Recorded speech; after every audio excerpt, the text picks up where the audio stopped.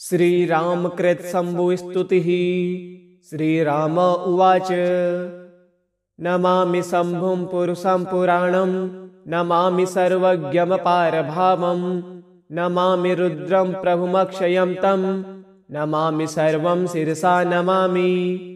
नमामि देवं परमव्यं तमुमापतिं लोकगुरुं नमामि। नमामि दारिद्र्यविदारणं तं नमामि रोगापहरं नमामि। नमामि कल्याणमचिन्त्यरूपं नमामि विश्वोद्भवबीजरूपं नमामि विश्वस्थितिकारणं तं नमामि संहारकरं नमामि। नमामि गौरीप्रियमव्ययं तं नमामि नित्यं शर्मक्षरं तं नमामि चेद्रोपममेयभावं त्रिलोचनं तं शिरसा नमामि। नमामि कारुण्यकरं भवस्य भयङ्करं वापि सदा नमामि। नमामि दातारमभीप्सितानां नमामि सोमेशमुसमेशमादो नमामि वेदत्रयलोचनं तं नमामि मूर्तित्रयवर्जितं तं नमामि पुण्यं सदसद्यतीतं नमामि तं पापहरं नमामि।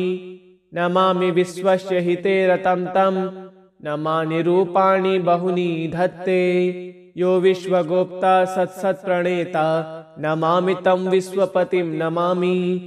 यज्ञेश्वरं सम्प्रति हव्यकं तथा गतिं लोकसदाशिवो यः आराधितो यश्च ददाति सर्व नमामि दानप्रियमिष्टदेवं। नमामि सोमेश्वरमस्वतन्त्रमुपापतिं त्वं विजयं नमामि। नमामि विघ्नेश्वरनन्दिनाथं पुत्रप्रियं तं शिरसा नमामि। नमामि देवं भवदुःखशोक विनाशनं चन्द्रधरं नमामि। नमामि गङ्गाधरमि समीड्य मुमाधवं देववरं नमामि। नमामि जादीशपुरन्दरादि सुरासुरैरचितपादपद्म नमामि देवी मुखवादनाना मीक्षार्थमक्षित्रियतं य एच्छत् पञ्चामृतगन्धसूधूपदीपैर्विचित्रपुण्यविधश्च मन्त्रै अन्नप्रकारै सकलोपचारै सम्पूज्यं सोममहं नमामि। नमामि शम्भुं पुरुषं पुराणं नमामि सर्वज्ञमपारभावं नमामि रुद्रं प्रभुमक्षयं तं नमामि सर्वं शिरसा नमामि। नमामि देवं परमव्यं तमुमापतिं लोकगुरुं नमामि। नमामि दारिद्र्यविदारणं तं नमामि रोगापहरं नमामि। नमामि कल्याणमचिन्त्यरूपं नमामि विश्वोद्भवबीजरूपं नमामि विश्वस्थितिकारणं तं नमामि संहारकरं नमामि। नमामि गौरीप्रियमव्ययं तं नमामि नित्यं शर्मक्षरं तं नमामि चेद्रोपममेयभावं त्रिलोचनं तं शिरसा नमामि। नमामि कारुण्यकरं भवस्य भयङ्करं वापि सदा नमामि। नमामि दातारमभीप्सितानां नमामि सोमेशमुसमेशमादो नमामि वेदत्रयलोचनं तं नमामि मूर्तित्रयवर्जितं तं नमामि पुण्यं सदसद्यतीतं नमामि तं पापहरं नमामि। नमामि विश्वस्य हिते रतं तं नमामि रूपाणि बहूनि धत्ते यो विश्वगोप्ता सत्सत्प्रणेता नमामि तं विश्वपतिं नमामि। यज्ञेश्वरं सम्प्रति हव्यकं तथा गतिं लोकसदाशिवो यः आराधितो यश्च ददाति सर्व नमामि दानप्रियमिष्टदेवं। नमामि सोमेश्वरमस्वतन्त्रमुपापतिं त्वं विजयं नमामि।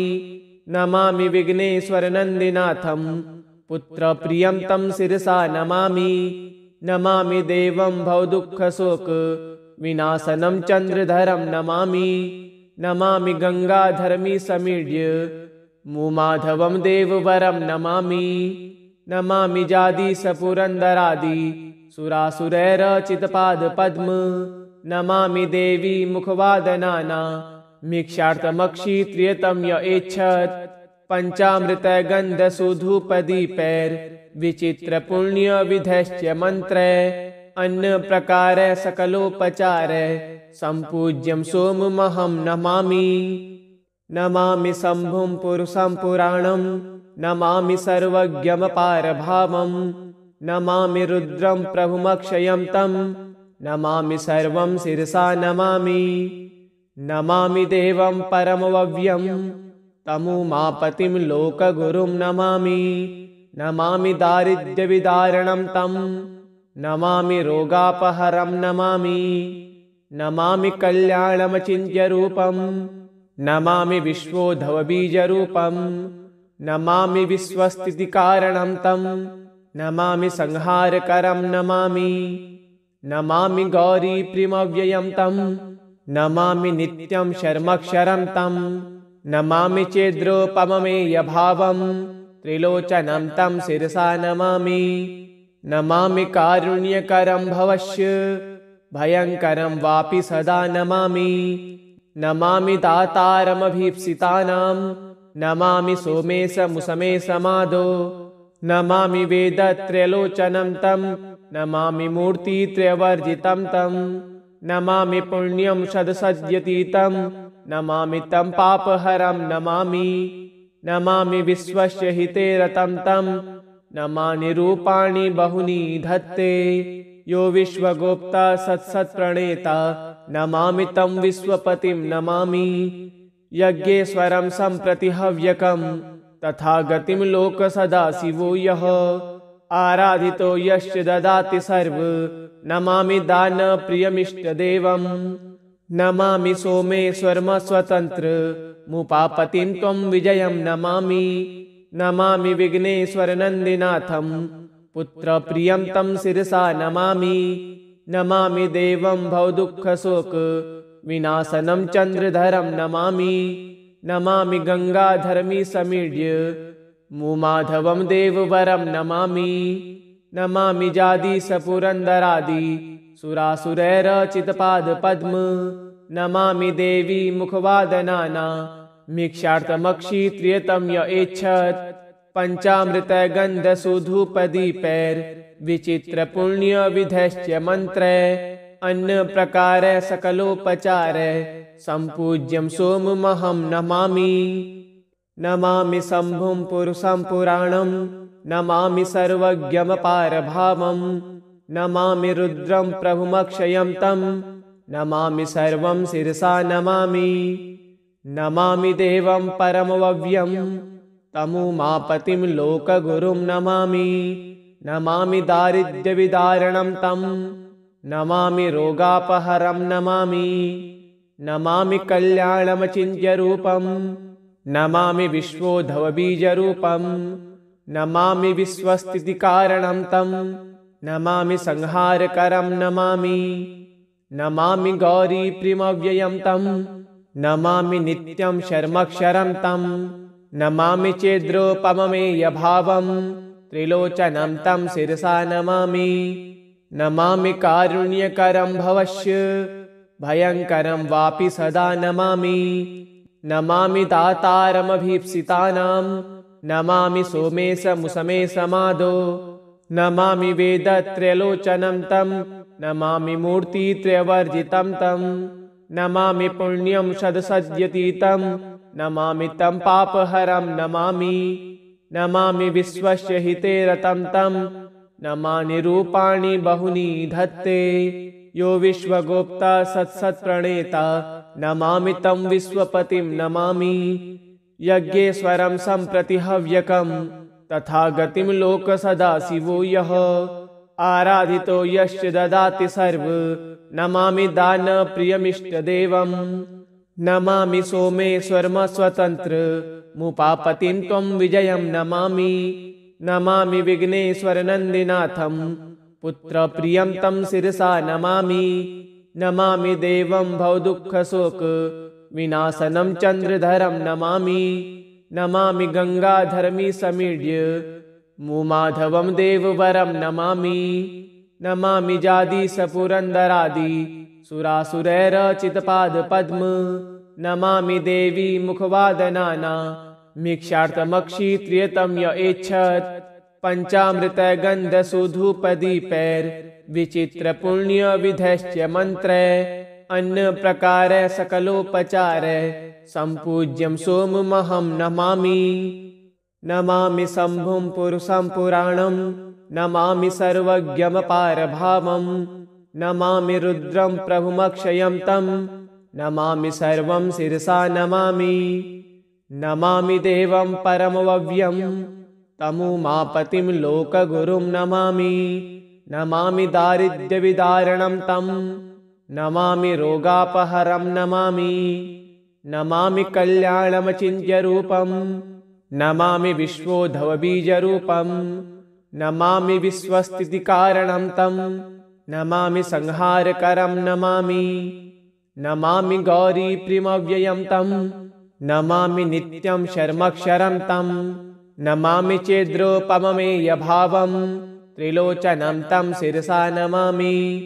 नमामि कारुण्यकरं भवस्य भयङ्करं वापि सदा नमामि। नमामि दातारमभीप्सितानां नमामि सोमेशमुसमेशमादो नमामि वेदत्रयलोचनं तं नमामि मूर्तित्रयवर्जितं तं नमामि पुण्यं सदसद्यतीतं नमामि तं पापहरं नमामि। नमामि विश्वस्य हिते रतं तं नमामि रूपाणि बहूनि धत्ते यो विश्वगोप्ता सत्सत्प्रणेता नमामि तं विश्वपतिं नमामि। यज्ञेश्वरं सम्प्रति हव्यकं तथा गतिं लोकसदाशिवो यः आराधितो यश्च ददाति सर्व नमामि दानप्रियमिष्टदेवं। नमामि सोमेश्वरमस्वतन्त्रमुपापतिं त्वं विजयं नमामि। नमामि विघ्नेश्वरनन्दिनाथं पुत्रप्रियं तं शिरसा नमामि।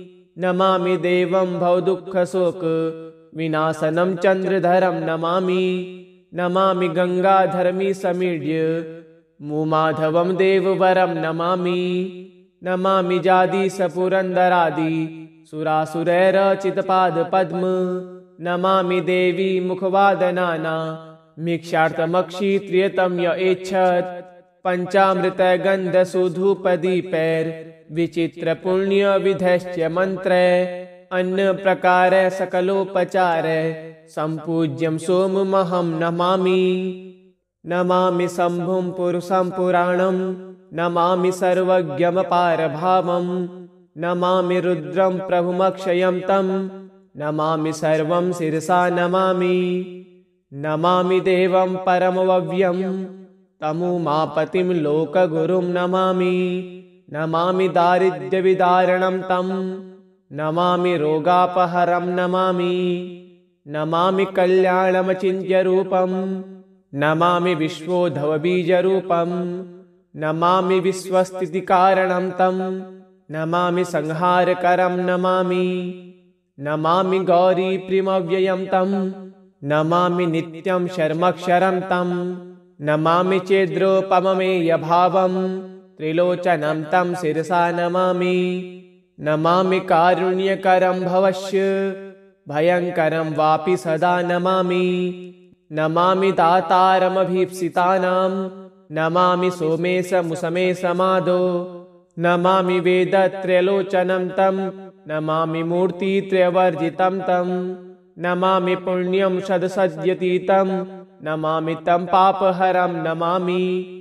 नमामि विश्वस्य हिते रतं तं नमामि रूपाणि बहूनि धत्ते यो विश्वगोप्ता सत्सत्प्रणेता नमामि तं विश्वपतिं नमामि।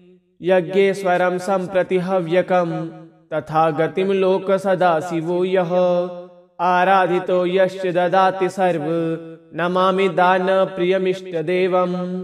नमामि सोमेश्वरमस्वतन्त्रमुपापतिं त्वं विजयं नमामि। नमामि विघ्नेश्वरनन्दिनाथं पुत्रप्रियं तं शिरसा नमामि। नमामि देवं भवदुःखशोकविनाशनं चन्द्रधरं नमामि। नमामि गङ्गाधरमीसमीड्य मुमाधवं देववरं नमामि। नमामि जादीशपुरन्दरादि सुरासुरैरचितपादपद्म नमामि देवी मुखवादनाना मीक्षार्थमक्षित्रियतं य एच्छत् पंचामृत गंध सुधूपदीपैर विचित्र पुण्य विधश्च मंत्र अन्न प्रकार सकलोपचार संपूज्यं सोममहं नमामि। नमामि शंभुं पुरुषं पुराणं नमामि सर्वज्ञमपारभावं नमामि रुद्रं प्रभुमक्षयं तं नमामि सर्वं शिरसा नमामि। नमामि देवं परमव्यं तमुमापतिं लोकगुरुं नमामि। नमामि दारिद्र्यविदारणं तं नमामि रोगापहरं नमामि। नमामि कल्याणमचिन्त्यरूपं नमामि विश्वोद्भवबीजरूपं नमामि विश्वस्थितिकारणं तं नमामि संहारकरं नमामि। नमामि गौरीप्रियमव्ययं तं नमामि नित्यं शर्मक्षरं तं नमामि चेद्रोपममेयभावं त्रिलोचनं तं शिरसा नमामि। नमामि कारुण्यकरं भवस्य भयंकरं वापि सदा नमामि। नमामि दातारमभीप्सितानां नमामि सोमेशमुसमेशमादो नमामि वेदत्रयलोचनं तं नमामि मूर्तित्रयवर्जितं तं नमामि पुण्यं सदसद्यतीतं नमामि तं पापहरं नमामि। नमामि विश्वस्य हिते रतं तं नमामि रूपाणि बहूनि धत्ते यो विश्वगोप्ता सत्सत्प्रणेता नमामि तं विश्वपतिं नमामि। यज्ञेश्वरं सम्प्रतिहव्यकं तथा गतिं लोकसदाशिवो यः आराधितो यश्च ददाति सर्व नमामि दानप्रियमिष्टदेवं। नमामि सोमेश्वरमस्वतन्त्र मुपापतिं त्वं विजयं नमामि। नमामि विघ्नेश्वरनन्दिनाथं पुत्रप्रियं तं शिरसा नमामि। नमामि देवं भवदुःखशोक विनाशनं चन्द्रधरं नमामि। नमामि गंगाधरमी समीड्य मुमाधवं देववरं नमामि। नमामि जादीशपुरन्दरादि सुरासुरैरचितपादपद्म नमामि देवी मुखवादनाना मीक्षार्थमक्षित्रियतं य एच्छत् पंचामृत गंध सुधूपदीपैर विचित्र पुण्य विधश्च मंत्र अन्न प्रकार सकलोपचार संपूज्यं सोममहं नमामि। नमामि शंभुं पुरुषं पुराणं नमामि सर्वज्ञमपारभावं नमामि रुद्रं प्रभुमक्षयं तं नमामि सर्वं शिरसा नमामि। नमामि देवं परमव्यं तमुमापतिं लोकगुरुं नमामि। नमामि दारिद्र्यविदारणं तं नमामि रोगापहरं नमामि। नमामि कल्याणमचिन्त्यरूपं नमामि विश्वोद्भवबीजरूपं नमामि विश्वस्थितिकारणं तं नमामि संहारकरं नमामि। नमामि गौरीप्रियमव्ययं तं नमामि नित्यं शर्मक्षरं तं नमामि चेद्रोपममेयभावं त्रिलोचनं तं शिरसा नमामि। नमामि कारुण्यकरं भवस्य भयंकरं वापि सदा नमामि। नमामि दातारमभीप्सितानां नमामि सोमेशमुसमेशमादो नमामि वेदत्रयलोचनं तं नमामि मूर्तित्रयवर्जितं तं नमामि पुण्यं सदसद्यतीतं नमामि तं पापहरं नमामि। नमामि विश्वस्य हिते रतं तं नमामि रूपाणि बहूनि धत्ते यो विश्वगोप्ता सत्सत्प्रणेता नमामि तं विश्वपतिं नमामि। यज्ञेश्वरं सम्प्रतिहव्यकं तथा गतिं लोकसदाशिवो यः आराधितो यश्च ददाति सर्व नमामि दानप्रियमिष्टदेवं। नमामि सोमेश्वरमस्वतन्त्र मुपापतिं त्वं विजयं नमामि। नमामि विघ्नेश्वरनन्दिनाथं पुत्रप्रियं तं शिरसा नमामि। नमामि देवं भवदुःखशोक विनाशनं चन्द्रधरं नमामि। नमामि गंगाधरमी समीड्य मुमाधवं देववरं नमामि। नमामि जादीशपुरन्दरादि सुरासुरैरचितपादपद्म नमामि देवी मुखवादनाना मीक्षार्थमक्षित्रियतं य एच्छत् पञ्चामृतगन्धसूधूपदीपैर्विचित्रपुण्यविधश्च मन्त्रै अन्नप्रकारै सकलोपचारै सम्पूज्यं सोममहं नमामि। नमामि शम्भुं पुरुषं पुराणं नमामि सर्वज्ञमपारभावं नमामि रुद्रं प्रभुमक्षयं तं नमामि सर्वं शिरसा नमामि। नमामि देवं परमव्यं तमुमापतिं लोकगुरुं नमामि। नमामि दारिद्र्यविदारणं तं नमामि रोगापहरं नमामि। नमामि कल्याणमचिन्त्यरूपं नमामि विश्वोद्भवबीजरूपं नमामि विश्वस्थितिकारणं तं नमामि संहारकरं नमामि। नमामि गौरीप्रियमव्ययं तं नमामि नित्यं शर्मक्षरं तं नमामि चेद्रोपममेयभावं त्रिलोचनं तं शिरसा नमामि। नमामि कारुण्यकरं भवस्य भयङ्करं वापि सदा नमामि। नमामि दातारमभीप्सितानां नमामि सोमेशमुसमेशमादो नमामि वेदत्रयलोचनं तं नमामि मूर्तित्रयवर्जितं तं नमामि पुण्यं सदसद्यतीतं नमामि तं पापहरं नमामि। नमामि विश्वस्य हिते रतं तं नमामि रूपाणि बहूनि धत्ते यो विश्वगोप्ता सत्सत्प्रणेता नमामि तं विश्वपतिं नमामि। यज्ञेश्वरं सम्प्रति हव्यकं तथा गतिं लोकसदाशिवो यः आराधितो यश्च ददाति सर्व नमामि दानप्रियमिष्टदेवं। नमामि सोमेश्वरमस्वतन्त्रमुपापतिं त्वं विजयं नमामि। नमामि विघ्नेश्वरनन्दिनाथं पुत्रप्रियं तं शिरसा नमामि। नमामि देवं भवदुःखशोकविनाशनं चन्द्रधरं नमामि। नमामि गङ्गाधरमीसमीड्य मुमाधवं देववरं नमामि। नमामि जादीशपुरन्दरादि सुरासुरैरचितपादपद्म नमामि देवी मुखवादनाना मीक्षार्थमक्षित्रियतं य एच्छत् पञ्चामृतगन्धसूधूपदीपैर्विचित्रपुण्यविधश्च मन्त्रै अन्नप्रकारै सकलोपचारै सम्पूज्यं सोममहं नमामि। नमामि शम्भुं पुरुषं पुराणं नमामि सर्वज्ञमपारभावं नमामि रुद्रं प्रभुमक्षयं तं नमामि सर्वं शिरसा नमामि। नमामि देवं परमव्यं तमुमापतिं लोकगुरुं नमामि। नमामि दारिद्र्यविदारणं तं नमामि रोगापहरं नमामि। नमामि कल्याणमचिन्त्यरूपं नमामि विश्वोद्भवबीजरूपं नमामि विश्वस्थितिकारणं तं नमामि संहारकरं नमामि।